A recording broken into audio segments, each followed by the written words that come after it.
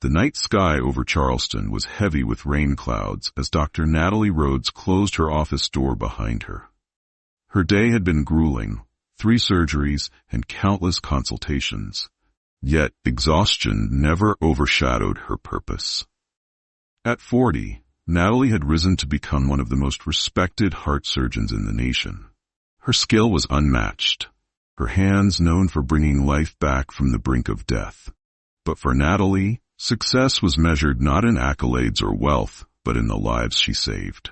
As she shrugged on her coat, her phone buzzed insistently on the desk.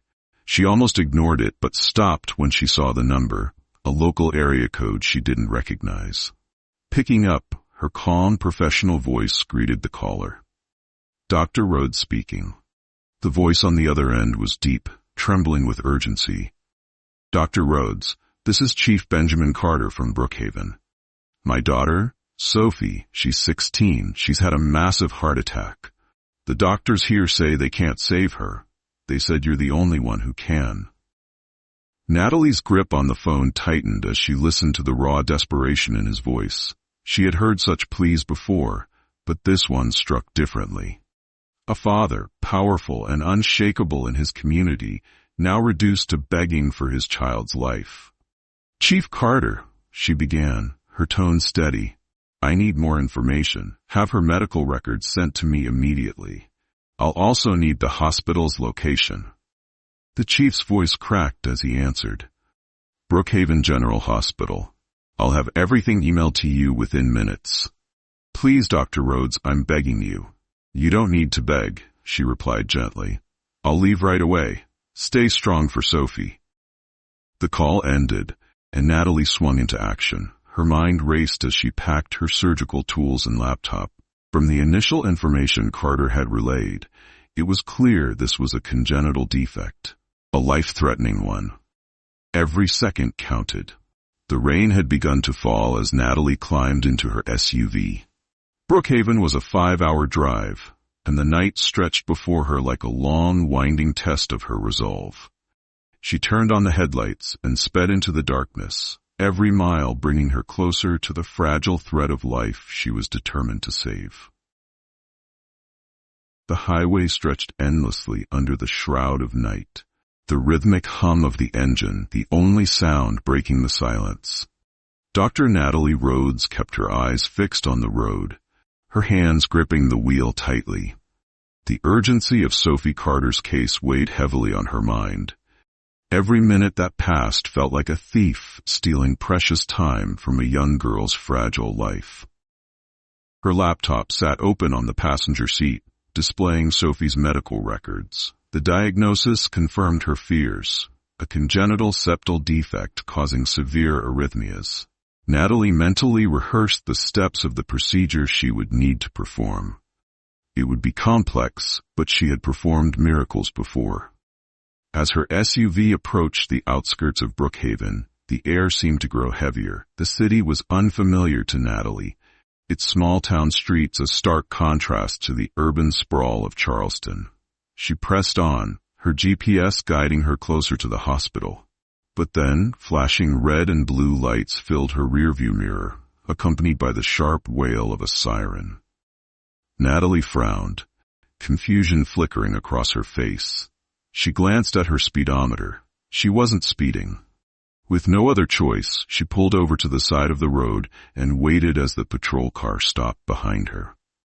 2 officers stepped out, their expressions hard and unwelcoming. One, a middle-aged man with a stern demeanor, approached her window. The other stayed back, his hand resting near the holster of his gun. Driver's license and registration, the first officer demanded, his tone cold. Natalie rolled down her window and handed over the documents. Officer, I don't believe I violated any traffic laws. I'm Dr. Natalie Rhodes, and I'm on my way to Brookhaven Hospital. A young girl's life depends on it. The officer's gaze lingered on her for a moment before he smirked. A doctor, driving alone at this hour? And where exactly are you from? Charleston, Natalie replied, her voice steady despite the growing unease in her chest. The officer raised an eyebrow, his smirk turning condescending. A black woman from Charleston, claiming to be a doctor, driving into Brookhaven in the middle of the night? Sounds suspicious to me.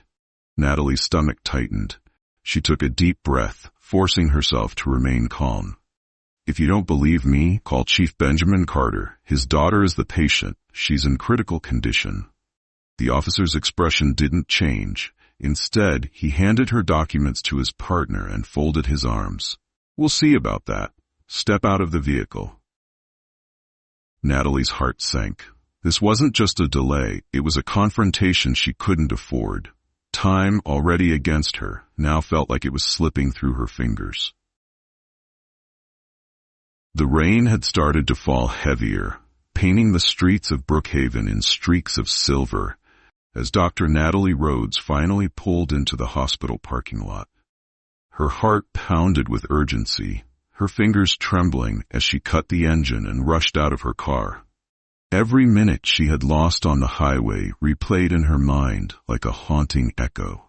She had fought for every second, but the confrontation with the officers had stolen precious time. The bright, sterile lights of Brookhaven General Hospital greeted her as she stormed through the entrance. She was still in her rain-soaked coat when Chief Benjamin Carter appeared, his face pale and grief-stricken. His usually commanding presence was now overshadowed by despair. "You're here," he said, his voice breaking. "She's in the emergency room." Natalie didn't waste a second. She nodded briskly and followed him down the hall, slipping into the familiar rhythm of preparation. As she entered the room, she immediately sensed the gravity of the situation. A team of doctors and nurses surrounded Sophie's frail body, working desperately to keep her alive. The harsh beeping of monitors filled the air, but none of them offered hope. Natalie quickly assessed the situation. "What's her status?" she demanded, her voice calm but commanding. "Her heart stopped 10 minutes ago," one of the doctors replied. "We've been trying to resuscitate her, but—" His voice trailed off, defeat heavy in his tone. Natalie's eyes darted to the monitor. A flat line. She stepped forward, taking charge. "Clear," she called, positioning the paddles of the defibrillator on Sophie's chest. A jolt surged through the young girl's body, but the line remained stubbornly flat. "Clear," she repeated, her voice rising. Another shock. No response. Time slowed as Natalie fought with everything she had. She knew the odds were slim, but giving up wasn't an option. With every passing second, the weight of failure pressed harder on her chest. After several more attempts, one of the nurses gently touched her arm. "Dr. Rhodes, it's been too long." Natalie froze, the finality of those words sinking in like a stone. She looked at the clock. 3:23 a.m. The battle was over. She stepped back, her hands trembling, and let the silence of the room envelop her. "Time of death, 3:23 a.m., she whispered, her voice hollow. Outside, Chief Carter's anguished cries pierced the stillness. Natalie leaned against the wall, her legs barely supporting her. Every second of the confrontation on the road replayed in her mind, each moment a reminder of the time stolen from Sophie. She had arrived too late. The echo of Sophie's death reverberated through the hospital halls. Chief Benjamin Carter sat slumped in a chair outside the emergency room, his face buried in his hands. His sobs, raw and broken, filled the quiet corridor. Dr. Natalie Rhodes emerged slowly, her shoulders heavy with the weight of failure. Her gaze fell on Carter, and she hesitated, unsure how to face the man whose trust she had desperately tried to honor. He looked up, his tear-streaked face hardening as his eyes met hers. "You were supposed to save her," he choked out, his voice trembling with grief and rage. Natalie swallowed the lump in her throat, her voice soft but resolute. "I tried, Chief Carter. I did everything I could, but there was a delay." His brow furrowed. "Delay? What do you mean?" Natalie hesitated, the memories of the two officers stopping her car flashing vividly in her mind. She met his gaze, her voice steady but laced with frustration. "I was stopped on the highway by two officers. They pulled me over without cause, questioned me, and refused to let me go. Precious time was wasted. I I tried to explain, but they wouldn't listen. Carter's face darkened, his grief twisting into fury. He shot to his feet, his fists clenched at his sides. Who were they? He demanded, his voice a low growl. Who dared to stop you when my daughter's life was at stake? Natalie took a deep breath. I don't know their names, but I have a dash cam in my car.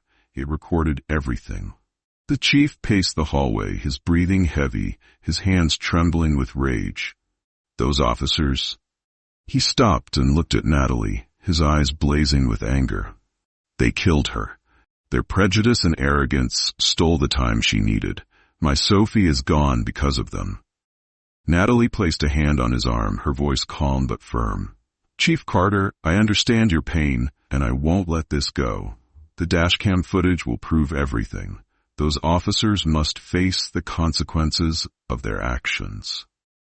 He nodded, his resolve hardening. This isn't over, he said, his voice steady despite the grief. I've spent my life believing in justice, but tonight, I've seen how injustice can destroy everything. They will answer for this.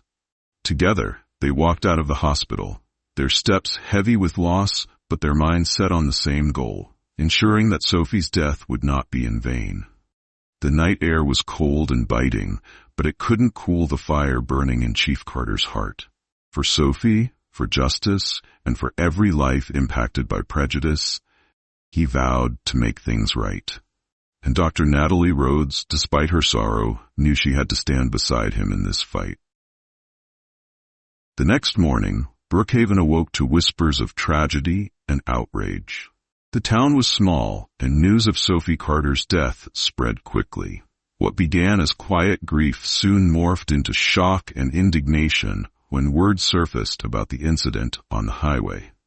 Chief Benjamin Carter, a man revered for his integrity, had lost his daughter not only to a medical emergency, but to an injustice that struck at the heart of the community. Inside the police station, Carter stood at the center of the chaos, his voice sharp and unwavering. Suspend them. Effective immediately. I want an internal investigation launched. Today. The room fell silent as officers and staff exchanged uneasy glances. The chief's tone left no room for argument. His grief was palpable, but his anger was controlled, channeled into action. Natalie sat quietly in a conference room, her laptop open. She had retrieved the dashcam footage from her SUV and was reviewing it alongside Carter and the department's legal advisor. The video captured every agonizing moment. The baseless stop, the officer's mocking tone, their refusal to believe her credentials. It's all here, Natalie said, her voice steady but tinged with bitterness. Their delay cost me the time I needed to save Sophie. This isn't just negligence, it's blatant discrimination. Carter's jaw tightened as he replayed the footage, his knuckles whitening as he gripped the edge of the table. This is unacceptable, he muttered, his voice low and trembling with suppressed fury. They disgraced the badge they swore to uphold.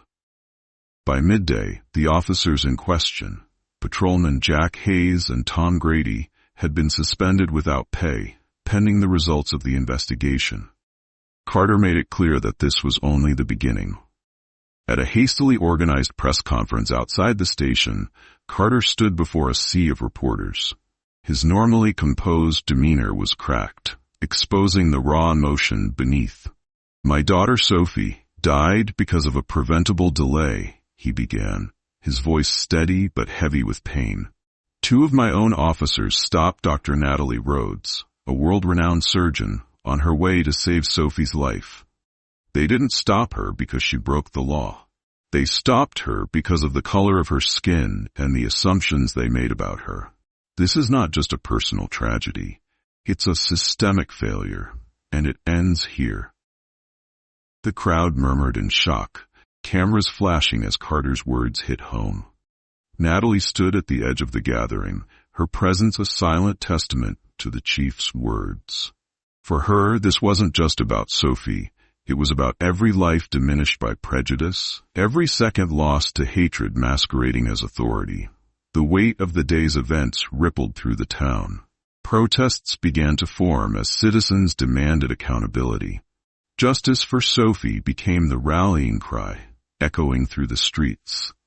Chief Carter, though still mourning, pressed forward. His fight wasn't just about punishing the officers responsible. It was about setting a precedent. "If we let this go," he told Natalie that evening, "we tell the world that Sophie's life didn't matter, and I won't let that happen." Natalie nodded, her resolve firm. "Neither will I." Together they prepared for the battle ahead, knowing that the road to justice would be long, but determined to see it through. The air in Brookhaven felt charged as the news of Sophie Carter's death and the actions of the two officers spread like wildfire. What began as quiet mourning turned into collective outrage. Citizens gathered in the town square holding signs and candles, their voices united in grief and anger. "Justice for Sophie," the crowd chanted, their voices echoing through the streets. The tragedy had struck a nerve in the small town, where many had long ignored the subtle and overt prejudices woven into the fabric of their community. Dr. Natalie Rhodes stood on the outskirts of the gathering, her face a mask of solemn determination. She had been invited to speak at the vigil, but as the crowd swelled, she wondered if her words would be enough. Beside her, Chief Benjamin Carter, his face lined with grief, adjusted the microphone. When he stepped forward, the crowd fell silent. "My daughter, Sophie, was just 16 years old," Carter began, his voice breaking slightly. "She had her whole life ahead of her, dreams, hopes, and a future I'll never see. But last night, her life was stolen, not just by a congenital heart defect, but by the prejudice and arrogance of two officers who thought they had the right to judge someone by their skin color." Gasps rippled through the crowd, but Carter pressed on. "I have dedicated my life to justice, to protecting this community. And now, I stand before you, not just as your chief of police, but as a father who has lost his daughter to an act of inexcusable discrimination. I will not rest until those responsible are held accountable, and I promise you this, Sophie's death will not be in vain." The crowd erupted in applause and cries of support, their voices blending into a collective roar of agreement. Carter stepped back, his shoulders sagging slightly as the weight of his words settled over him. Natalie took a deep breath and moved to the microphone. Her voice was calm, but filled with emotion. "Last night, I fought to save Sophie. I did everything I could, but time was stolen from us by a system that values power over humanity. This isn't just about Sophie. This is about every life that has been diminished, every voice that has been silenced by prejudice. If we want change, it has to start here, with us." The crowd cheered, their energy reigniting. Over the following days, Brookhaven transformed into a hub of activism. Protests swelled in size, attracting media attention from across the state. Citizens demanded police reform and accountability, calling for measures to prevent such incidents from happening again. Meanwhile, Chief Carter worked tirelessly, ensuring that the investigation into the officers was thorough and transparent. The evidence from Natalie's dashcam became a crucial piece in exposing the truth. "Racism has no place in our town," Carter declared in an interview. "And it certainly has no place in our police force." Natalie, though she returned briefly to her practice in Charleston, kept a close eye on the events unfolding in Brookhaven. She knew this fight wasn't just Carter's, it was hers too. Together, they had sparked a movement that refused to be ignored. Brookhaven was waking up, and Sophie's memory had become the rallying cry for a community determined to change. Months passed, but the echoes of that fateful night in Brookhaven continued to reverberate. The investigation into the two officers, Jack Hayes and Tom Grady, uncovered a pattern of discriminatory behavior in their records. The dashcam footage submitted by Dr. Natalie Rhodes became the cornerstone of a case that demanded accountability. By the end of the inquiry, both officers were not only dismissed from the force, but also faced civil charges for their actions. Chief Benjamin Carter's grief for his daughter Sophie remained a constant ache in his heart, but it fueled his resolve. He spearheaded reforms within the Brookhaven Police Department, instituting mandatory bias training and implementing body cameras for all officers. He knew these measures wouldn't erase the past, but they could build a foundation for a more just future. The town of Brookhaven had also changed. What began as protests evolved into a broader movement for equality and accountability. Town halls filled with citizens demanding a voice in how their community was policed. Schools introduced programs to teach children about diversity and empathy, ensuring the next generation would grow up with values that reflected the lessons learned from Sophie's tragedy. Natalie returned to Charleston, but her bond with Carter and Brookhaven remained strong. One evening, she sat at her desk, penning a letter to Carter. "Dear Chief Carter, I wanted to thank you, not just for fighting for Sophie, but for fighting for all of us. Your courage and determination to face injustice head-on have inspired me and countless others. Sophie's memory will never fade, because through her, you've sparked a movement that will save lives and bring hope to so many. I'm proud to have stood beside you in this fight. With gratitude, Dr. Natalie Rhodes Carter received the letter on a quiet evening in his office. He read it twice, then placed it in his desk drawer alongside Sophie's favorite photograph, a picture of her smiling, carefree, and full of life.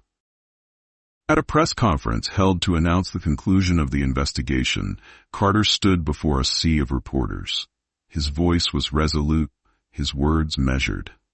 The actions of those officers are a stain on this department and on our community, but we will not let their prejudice define us. Sophie's death was a tragedy, but her legacy will be one of change, justice, and hope. We have a long road ahead, but together we will walk it. And we will make this town a place where everyone feels safe, respected, and valued."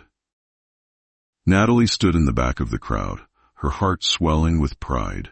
She had fought tirelessly to save Sophie, and though she couldn't save her life, she had helped save her legacy. In the years that followed, Brookhaven became a model for reform, its journey a testament to the power of community and courage. Natalie often visited, collaborating with Carter on outreach programs and speaking at events to advocate for justice and equality. Sophie's name became synonymous with change, her story a reminder that even in tragedy, hope can bloom. Through her memory, Brookhaven found its voice, and a nation began to listen. The town was never the same again, and neither were the people who stood up to fight for what was right. Sophie's heart may have stopped, but her legacy beat on in the lives she had touched and the change she had inspired. Don't forget to hit like and subscribe so you won't miss any of our latest videos. If you have any questions or comments, feel free to leave them below. Thank you all for taking the time to watch, and see you in the next video.